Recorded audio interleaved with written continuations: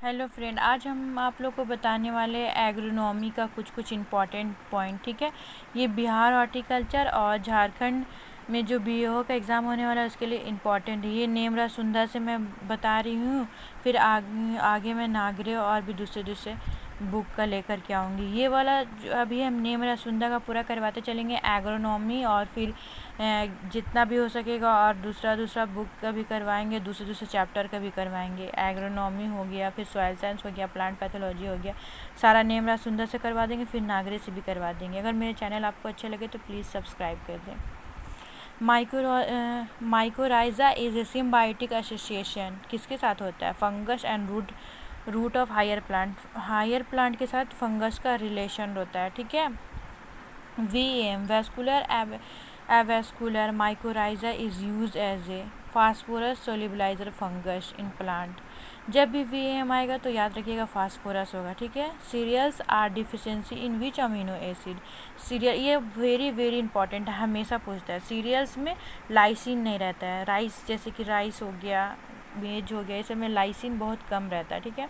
Amino acid which is deficiency in legumes plant जितने भी होते हैं ना, पल्सेस वाले प्लांट, पी हो गया, जितना भी दाल हो गया, सारा लिग्यूम्स के अंदर आता है, फेबेसी फैमिली के अंदर आता है। उसमें मिथ्योनिन क्या बोलते हैं, डिफिशिएंसी होती, कम होती। ठीक है। Power tiller most suitable for cultivation of paddy. Power tiller जो होता है ना, एक तरह का टिलेज के लिए एक ये है, इम्प्लीमेंट है। ठीक है। ये इम्प्लीमेंट है पावर टिलर। वो पैडी जो राइस होता है, राइस के फील्ड में यूज़ किया जाता है mainly. Ammonium polyphosphate contain 50% nitrogen and 62% PTO4 phosphorus. ठीक है। तो इसमें अमोनियम फास्फेट तो जब भी बोलेगा तो फास्फेट सबसे ज़्यादा है, 62% है। ये भी देखो एक एग्ज़ाम में पूछा भी गया है।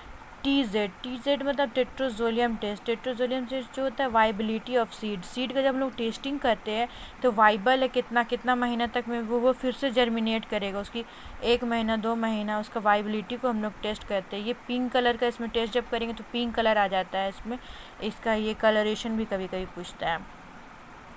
In wet nursery of rice level of water is maintain 5 centimetre. ठीक है। वेट नर्सरी, जब हम लोग नर्सरी राइस का ग्रो करवाते हैं तो 5 सेंटीमीटर वाटर को मेंटेन करना बहुत ज़रूरी रहता है, क्योंकि राइस में हम लोग को बहुत ज़्यादा पानी की ज़रूरत पड़ती है। तो ये तो 5 सेंटीमीटर थोड़ा कम ही है, इससे ज़्यादा ही वाटर का रिक्वायरमेंट होता है फील्ड में, इसलिए तो हम लोग रेनी सीजन में राइस को ग्रो करते हैं। ये खरीफ क्रॉप होता है। The optimum depth of pudding in rice is 5 centimetre. Puddling जो होता है ना, राइस का फील्ड को पहले हम लोग तैयार करने लगते हैं ना, तैयार करते हैं तो वो कीचड़ टाइप का रहता है, उसमें बहुत ज़्यादा ही हम लोग एम्बी प्लो और जितना भी टिलेज ऑपरेशन करते हैं तो ये क्या बोलते हैं, उससे जो मिट्टी जो रहता है वो पूरा अच्छा एकदम इरेशन वाला हो जाता है, उसको बोलते हैं पडलिंग। वो राइस में होता है और वो 5 सेंटीमीटर डेप्थ में होता है। कुछ इम्पॉर्टेंट ऑपरेशन जो होता है ना वो सिर्फ राइस में ही होता है। ठीक है। Ultraviolet radiation are absorb by ozone layer ultraviolet को एब्जॉर्ब करते हैं, सबको पता ही होगा। First Indian directorate of IAR was is doctor B Vishwanath. ठीक है। IAR के जो डायरेक्टरेट थे। The most critical stage of irrigation in wheat is CRI stage 21 days. मतलब CRI स्टेज मतलब क्रॉन रूट इंटेंसिटी। ठीक है। क्रॉन रूट इंटेंसिटी बोलते हैं जब रूट है थोड़ा इनिशियली निकलता ही है 21 डेज में, उस टाइम हम लोग को इरिगेशन बहुत ज़रूरी होता है देने के लिए वीट में। Jhuming is a practice of rice cultivation in eastern part of India. Jhum cultivation में क्या होता था ना कि एक बार में मतलब यहाँ पे एक प्लेस में ग्रो किए, फिर दूसरे प्लेस में चले गए, वहाँ का अगर लैंड हम लोग का मतलब उपजाऊ नहीं हो पाया तो वहाँ पे कटिंग किए और जो बचा हुआ जो भूसा वूसा रहा थोड़ा मोड़ा उसको जला दिए, फिर दूसरे जगह में जाकर खेती करने लगे। ऐसे ईस्टर्न पार्ट में होता था। ठीक है। शुरू में सब लोग ऐसे झूमिंग कल्टीवेशन करते थे। Basic object of sustainable agriculture is to maintain ecological balance. Ecological sustainable agriculture का ही होता है कि हम लोग लो इनपुट दे, मतलब चीपेस्ट प्राइस में दे, और मतलब इकोलॉजी को भी हार्म ना करे, और ये जो हम लोग जो यूज़ कर रहे हैं वो हम लोग का सालों साल तक इस पीढ़ी से लेके दूसरी पीढ़ी तक रहे। इसका ये मतलब होता है सस्टेनेबल का मतलब होता है। और इकोलॉजी एकदम मेंटेन रहना चाहिए, इकोसिस्टम को do not disturb. The plant growing in salt water are known as halophytes.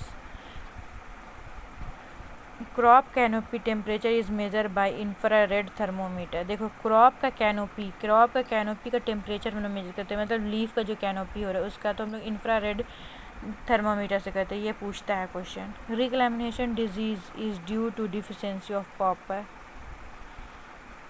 Reclamation disease जो होता है वो कॉपर की डिफिशियंसी से हो रहा है, ठीक है। Hormones related to drought tolerance is ascorbic acid. ABA जब भी आएगा तो वो टॉलरेंस ही करेगा। कंट्रीब्यूशन टू हार्मोन रहता है ABA, ठीक है।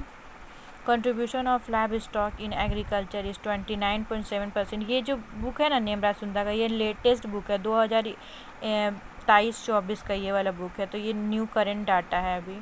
29.7% कंट्रीब्यूट करता है lab stock. Hormones use as a herbicide 2,4-D, ठीक है। Dicamba element available in both ammonia anion and cation is nitrogen. Nitrogen जो होता है ना वो इसमें सॉइल में अलायन और कटायन दोनों के फॉर्म में होता है, ठीक है, प्लस और माइनस के फॉर्म में भी। डोरमेंसी ब्रेकिंग हार्मोन, डोरमेंसी को जो ब्रेक करता है वो जिब्रेलिक एसिड होता है। हमेशा हम लोग कंफ्यूज कर देते हैं कि एब्सिसिक लगाने की जिब्रेलिक एसिड, तो जिब्रेलिक एसिड लगाएंगे, ठीक है।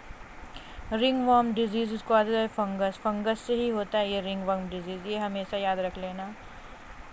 Monsoon is responsible to causes rainfall in the Tamil Nadu is north eastern monsoon, north eastern से ही तमिलनाडु में होगा, ठीक है। Stress handling in plant can be achieve by ABA। जब भी स्ट्रेस का हो गया या टॉलरेंस हो गया तो ABA हार्मोन का हम लोग यूज़ करते हैं, ठीक है।